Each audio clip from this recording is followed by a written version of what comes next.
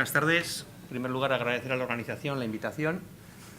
Y después de tanta ciencia que he vivido, la verdad es que vengo con algo que me asusta un poco, y es que yo presento mi experiencia, que es la experiencia nuestra en un hospital en el que tenemos un equipo de cirugía hepática potente, tanto en cirugía mayor oncológica como en trasplante, y somos un hospital que tiene guardias, y veréis que muchos de estos procedimientos, pues desgraciadamente, no dan tiempo a realizar muchos consensos, sino que te llaman a las 3 de la mañana porque se ha cerrado una puerta y hay que abrirla. Entonces, voy a decir mi experiencia, la nuestra, la de nuestro equipo, cuando esto ocurre.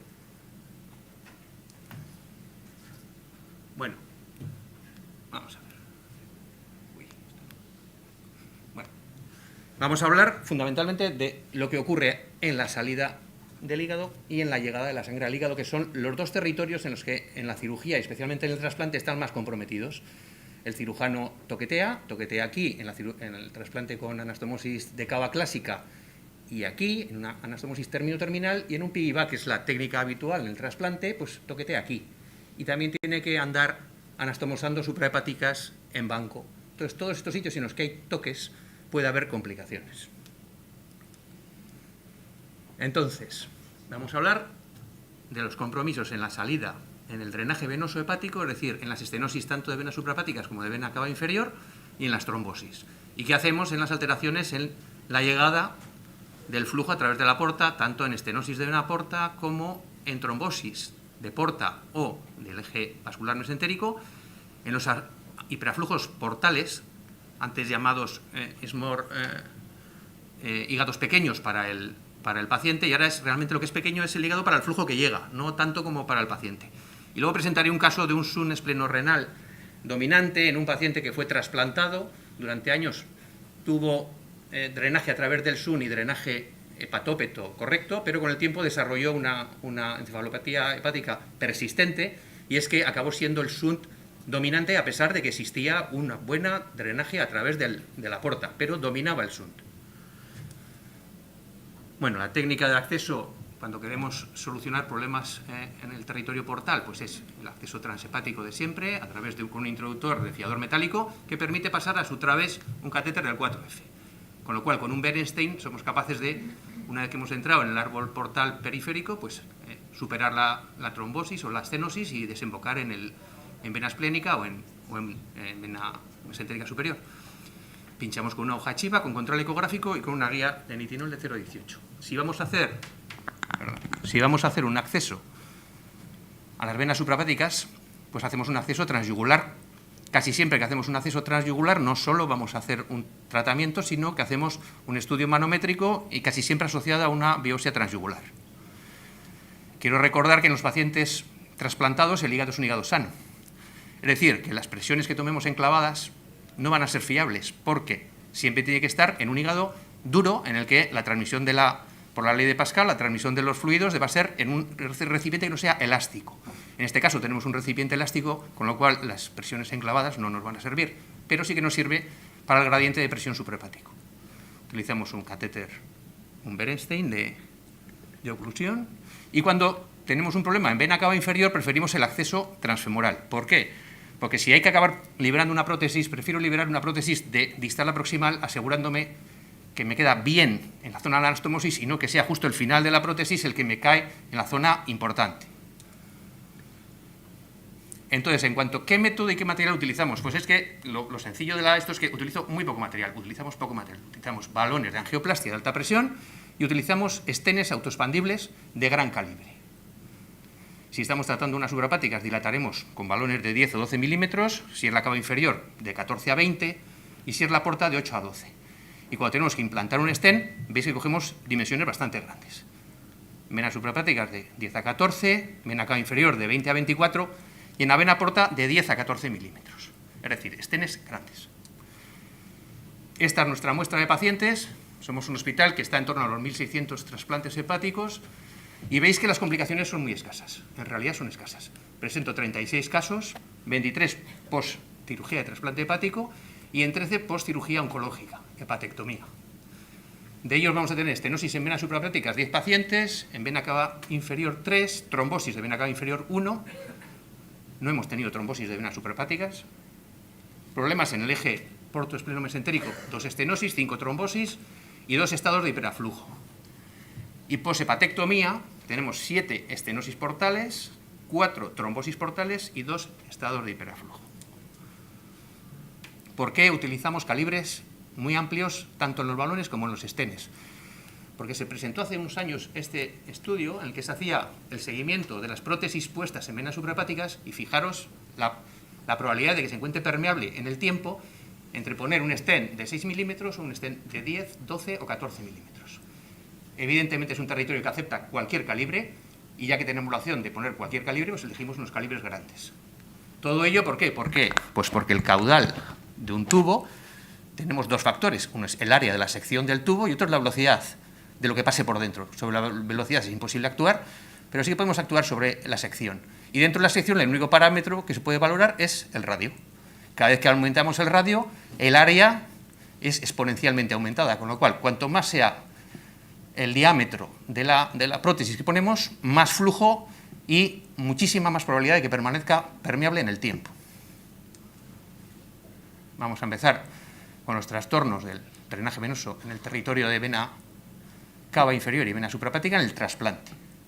Es fundamental la técnica. Si tenemos una técnica de anastomosis clásica muy poquito utilizada por el equipo nuestro, tendríamos problemas en la vena cava y lo que habitualmente se hace es un piggyback. Luego tenemos generalmente problemas en esa anastomosis tanto de las suprahepáticas que han sido en banco reconstruidas como de la anastomosis en la cava. Si es un problema precoz, casi siempre va a estar detrás un problema técnico.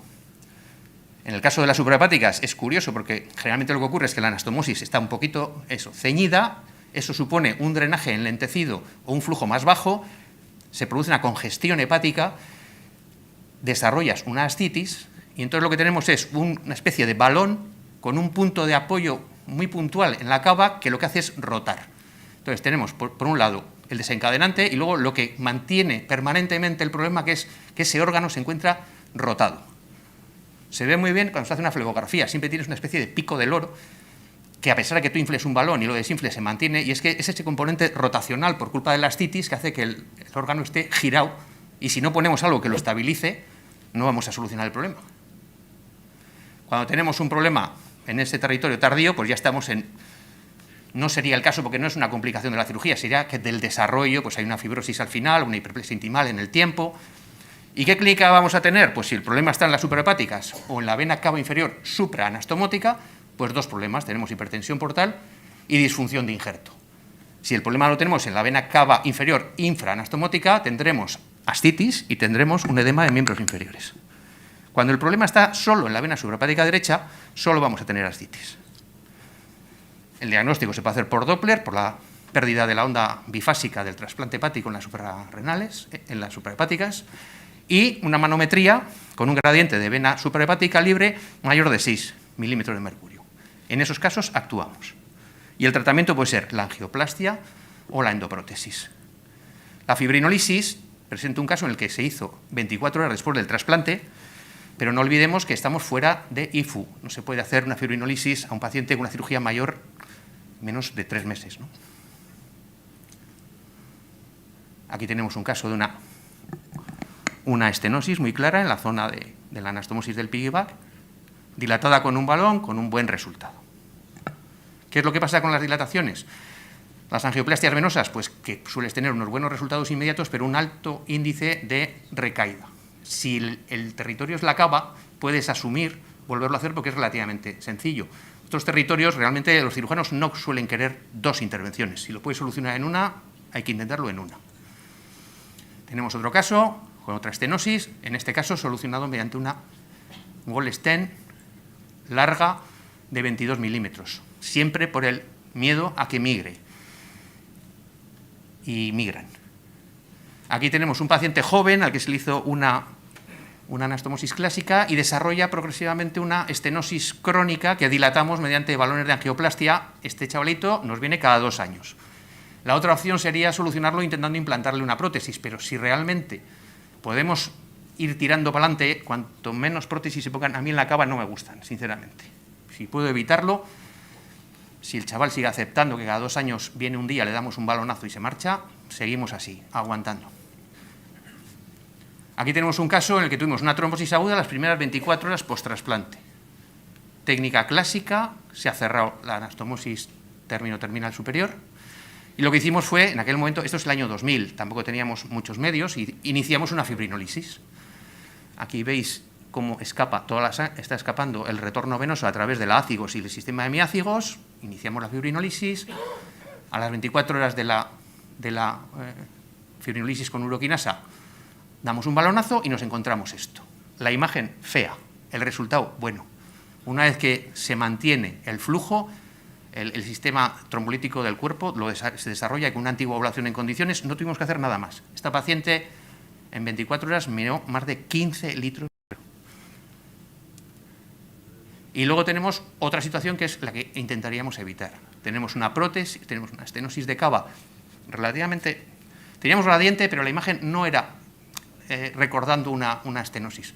Pero pusimos una prótesis, igual que la anterior, de 22 milímetros, larga, y nos encontramos esto al cabo de 2 semanas.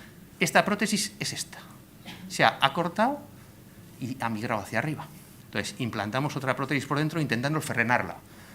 No se frenó tampoco. Y acabó en cirugía. Y por eso digo que las prótesis de cava dan miedo. Si se pueden evitar, personalmente lo evito. Cosa que no hago en otros territorios. Y aquí tenemos una estenosis de venas suprahepáticas. Tenemos la imagen en pico que os he comentado, la ascitis, la disfunción. Aquí tienes la imagen angiográfica, la imagen en pico, y lo que suele ocurrir, tú dilatas, acepta la dilatación, pero en el momento en que desinflas y vuelves a inflar, se mantiene.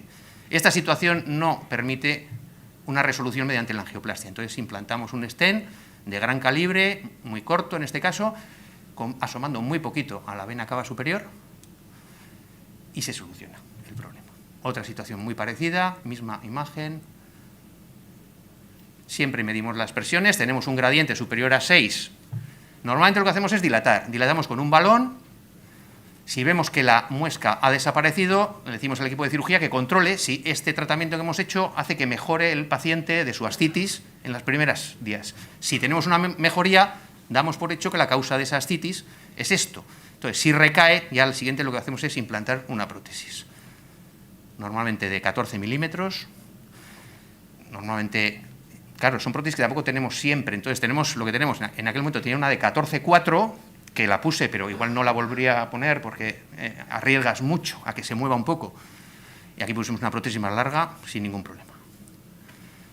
Ahora vamos a hablar de los otros problemas, de los de llegada de sangre al injerto.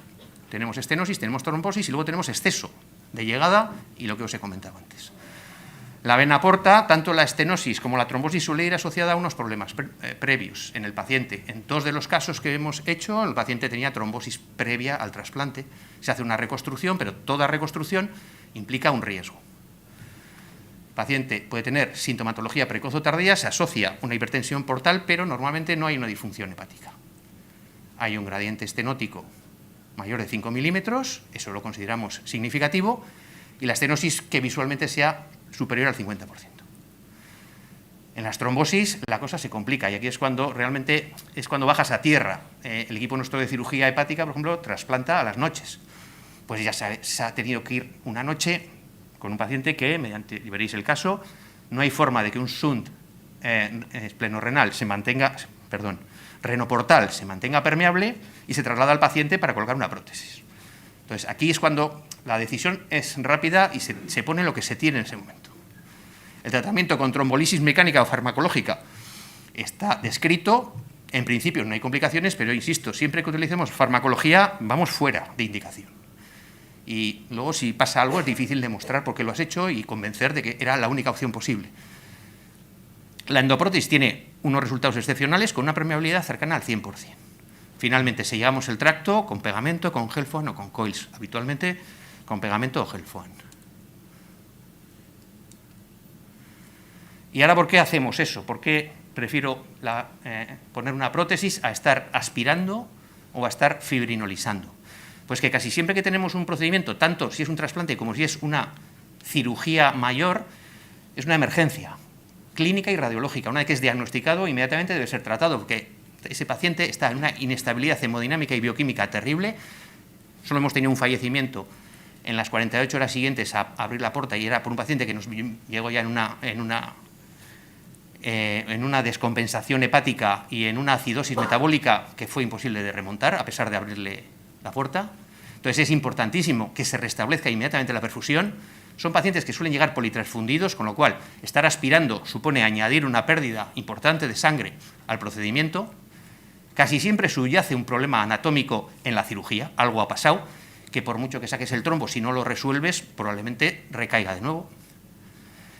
Nosotros, los que somos del norte, tuvimos de profesor a Nacho Bilbao, que siempre nos decía, cuidado con la porta, que es una vena que no se deja manipular mucho. Es una vena muy reactiva. Si estás mucho tiempo toqueteándola, retrombosará. Entonces, lo más sencillo es llegar, implantar una prótesis y marcharse. Y luego, finalmente, la experiencia propia. Nos ha ido bien. El equipo de cirugía está contento con lo que hacemos y nos ha ido bien. Y seguimos. Aquí tenemos un caso de una estenosis con un gradiente superior a 5, implantando un stent grande, de 12. Procedimiento, pinchamos porta. Curiosamente, en todos estos casos posquirúrgicos, nunca hemos tenido trombosis de la porta más proximal a la anastomosis. Siempre los trombos, cuando los encontramos aquí. Esas portas no visibles que puede haber en una trombosis crónica, nosotros no lo tenemos. Tenemos portas visibles y siempre el trombo o en la porta próxima a la anastomosis con vena mesentérica superior o con vena esplénica. Y aquí es otra estenosis en la que implantamos otro stent 14×40. Este es el caso que os dije. Este caso está hecho de madrugada, el paciente trasladado, porque no consiguen mantener flujo en un shunt, un paciente que tenía una trombosis crónica de vena porta, y le hacen un shunt o un bypass reno-portal. Pero permanentemente se quedan sin flujo y se les trombosa. A mi compañero le llega al paciente así a la sala, veis que hace una flebografía, se tiñe todo el plexo paravertebral, implanta un stent, termina el procedimiento. Al cabo de 4 o 5 días, este paciente, en su otro circuito que tenía, que era el circuito de la mesentérica, que conecta mesentérica con vena esplénica y un drenaje anómalo a la cava, trombosa. Entonces no tenemos acceso a la mesentérica superior porque lo que tiene el paciente es un shunt portorrenal, no tenemos acceso percutáneo y debemos ir a quirófano. En quirófano liberan una vena ileocólica, pinchamos con un kit de micropunción, con un introductor del 6 y implantamos una prótesis. En este caso, la más pequeña que hemos solido poner, hemos puesto un 10, que solemos poner.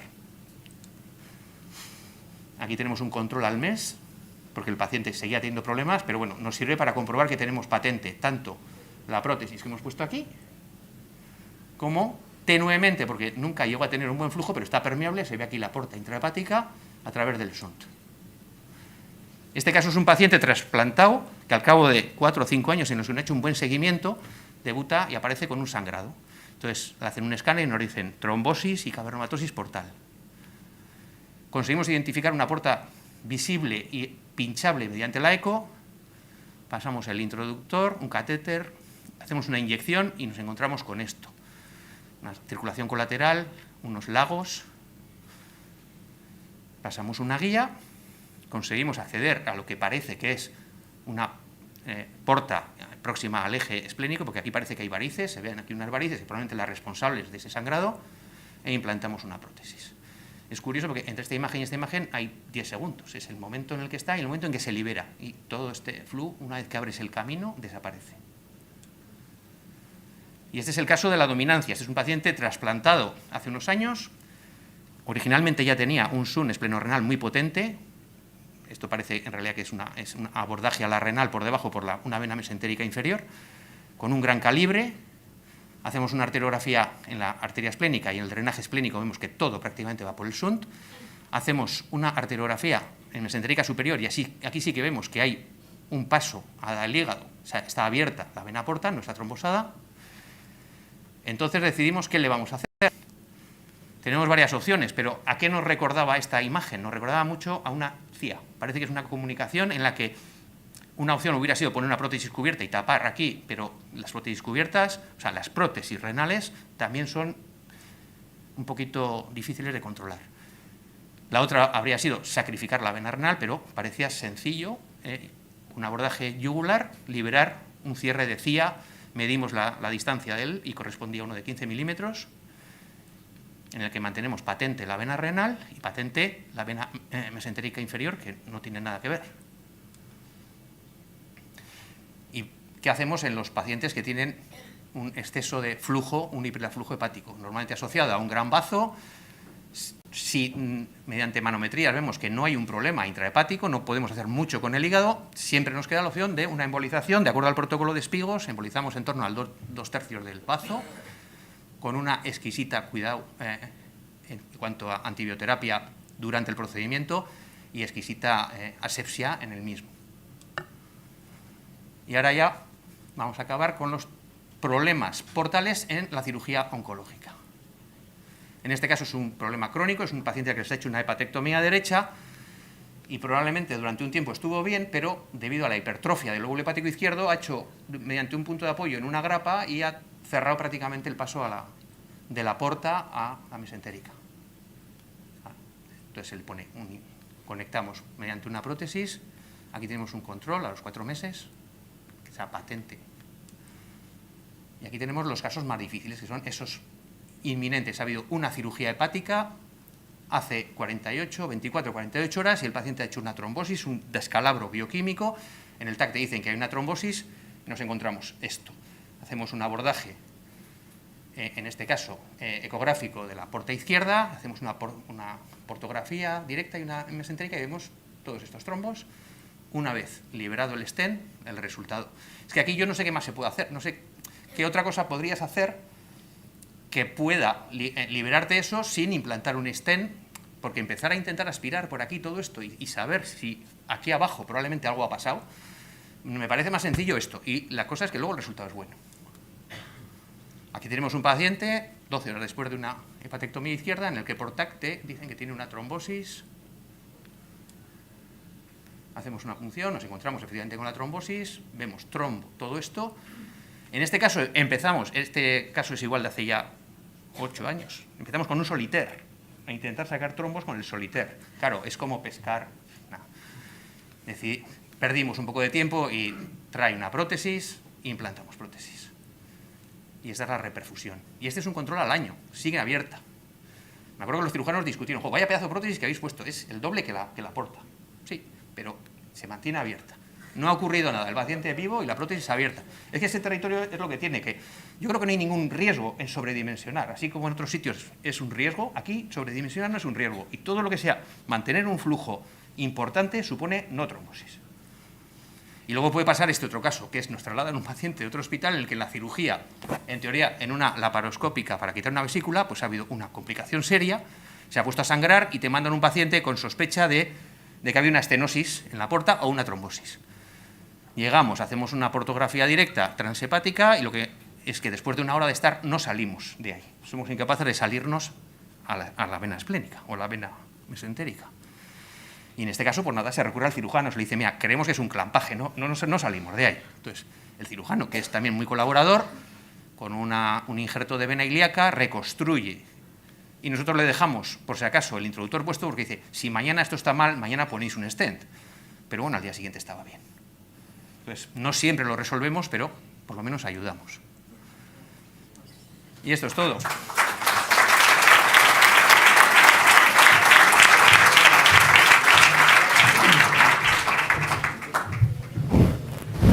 ¿Alguna pregunta para Alex?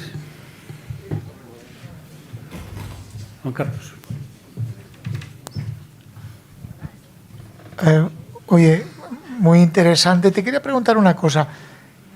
5 años, 10 años después, en estas prótesis que lógicamente no son recubiertas, hiperplasia de la íntima, ¿se acaban tapando? ¿Cuál es el tiempo más largo que has tenido estas prótesis o que hay que esperar que estas prótesis se acaben tapando? En el caso de la cirugía oncológica, desgraciadamente, no suele ser habitual que tengas sobrepasar los 5 años, pero en la de las suprahepáticas sí.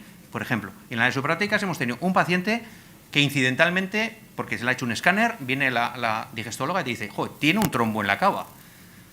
Pero oclusivo, no, pero pegado al stent. Bueno, pues 3 semanas de anticoagulación y no hicimos más y se resuelve. Ahí. En los de las portas no ha habido que reintervenir nunca. Y eso quiere decir, no han venido porque o no tienen síntomas o no se ha cerrado, pero no han venido porque todos vienen. En el caso del trasplante hepático no se escapan, todos vuelven si tienen un problema. Hemos tenido, uno de los casos que no he presentado fue una trombosis de porta y de mesentérica inferior con un cizallamiento en la anastomosis de la mesentérica, vena mesentérica inferior con la porta. Pusimos un estén en porta y 2 estenes en la mesentérica. Al cabo de un año, los 2 estenes de mesentérica cerrados. Solo quedaba abierto el de porta. Los de mesentérica eran de 6 milímetros y el de porta era de 10. Es decir, yo creo que sobredimensionar teóricamente sobre una porta que no tiene ese calibre no tiene problemas y te mantiene patente la vena. No mantenemos al paciente anticoagulado una vez que se ha epitelizado, suspendemos, o sea, por nuestra parte no tiene que estar anticoagulado pasados los 3 meses, muchos de ellos siguen con una profilaxis, o sea, con una de bajo peso molecular por profilaxis por sus otros temas, pero no lo indicamos nosotros. Y yo digo eso, no vuelven, tampoco les hacemos un TAC para ver, pero es que no vuelven. Y yo cuando hay problemas, vuelve todo el mundo. ¿Pero cuántos años? ¿Tú crees que una persona, por Pues mira, ejemplo, el primer en la caso- suprahepática, que a veces en el Buchiari Pues el primero de que vaso hemos- corto lo tenemos que poner, siempre te queda el miedo, ¿cuánto va a durar esto?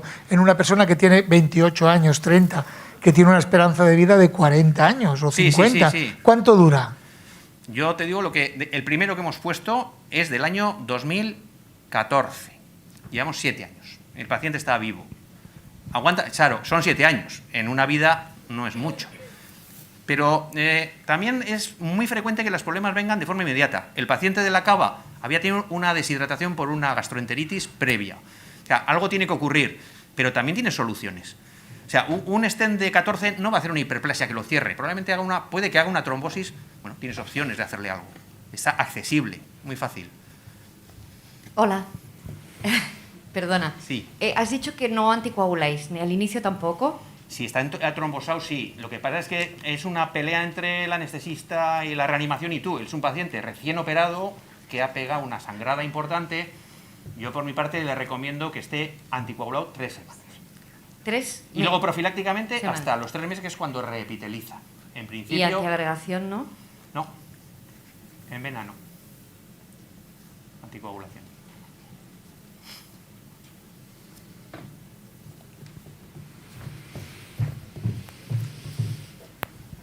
Hola. Has dicho que utilizabas fibrinolisis in situ en el caso de Un trombosis. solo caso.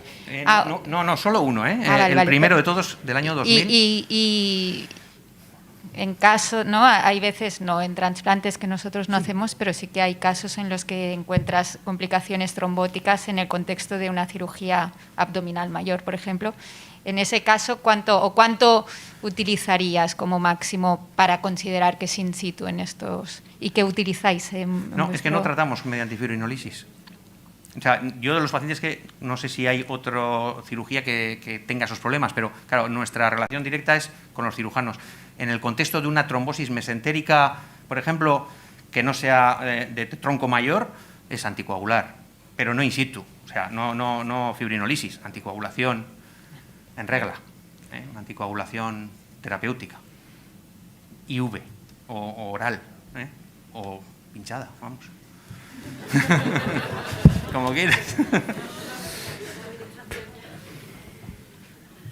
No, yo quería transmitiros eso, que a veces lo más fácil, porque ese procedimiento en conjunto, una vez que has pinchado y estás, todos los casos, el paso a la vena esplénica, a la vena esflénica es rapidísimo, pues es un trombo muy fresco, puede que haya una estenosis, pero la guía va como un tiro, y luego implantar una prótesis de estas se tarda 10 minutos. Y tienes repermeabilizado, porque el único caso que falleció a las 48 horas fue entre un retraso en el diagnóstico y llegar el paciente ya muy justo, que te dicen es que no abras porque todos esos trombos van a generar luego un descalabro, y efectivamente, pero bueno, nos llegó con una acidosis metabólica brutal. Entonces, yo siempre lo hacemos de madrugada, si llaman. O sea, es en el momento en que te llaman, hay que abrir ya. No es un código ictus, pero es un hígado generalmente pequeño en la hepatectomía.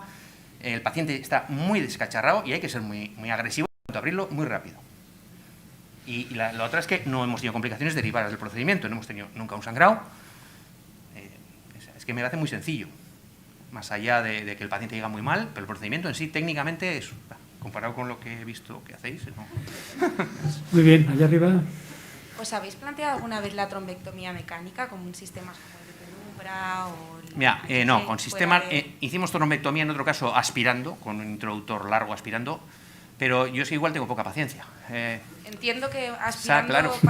para un volumen trombótico tan grande, pero sí que ahora pues que se están haciendo Ahora sí, sí hay. canalizaciones de ilíacas, cavas, con sistemas de estos que te permiten... Sí, pero la porta, insisto, es una Sí. vena que si la toqueteas mucho y la aspiración al final provoca una flebitis, porque estás aspirando contra una pared que se va irritando. Es probable que lo dejes muy abierto, pero también puede que te lo encuentres muy cerrado, muy rápidamente. Yo es que el otro, y es que quiero transmitir eso, lo pro que soy, porque me parece tan fácil y no estoy ahí perdiéndome a las 2 de la Solucionas el mañana caso mucho más aspirando. rápido. Claro, pongo, lo abro y tal, y dices, han ido mal. No, es que no han ido mal. Por eso no he presentado la primera que hice uno. Cuando ya tenía unos cuantos digo, oye, pues no van mal, ¿eh? No sí, van que mal. te puede dar respeto colocar un stent, lo que ¿no? decía el doctor García Pagán, ¿cuánto van a sobrevivir estos stents sin taparse? Grandes, Pero, stents grandes. claro, realmente una vez que pasan los 3 meses están endotelizados de alguna manera, ya se han incorporado Sí. al cuerpo y ya es muy raro que retroceda. Hombre, lo ideal igual sería, si tienes un stent muy cortito y muy bien situado, por lo menos en la porta se podría poner uno cubierto, que teóricamente tenemos una durabilidad mayor. Sería una opción. Pero bueno, ya aumentamos de calibre. Yo es que todos estos procedimientos que habéis visto en la porta se hacen a través de un introductor del 6F, que a mí también me parece importante poder usar un 6F y no un 9F o un 10F. ¿Y qué stents son? ¿Los Esos que son ponéis? Luminex. ¿Perdón? Luminex, el Luminex arterial, que te llega hasta 14 y te pasa por un 6. Claro, es que si quiero poner un Venovo, que también es de la misma compañía, tengo que acabar poniendo un 9 o un 10. Y tiene mucha fuerza radial, pero es que el Luminex tiene muchísima. De hecho, no posdilatamos. Lo ponemos, queda una muesca y haces una placa a los 2 días y se ha abierto a todo su diámetro. En el territorio ese. Venoso. ¿Algo más? ¿Alguna pregunta más? Bueno, pues nos queda agradecer a los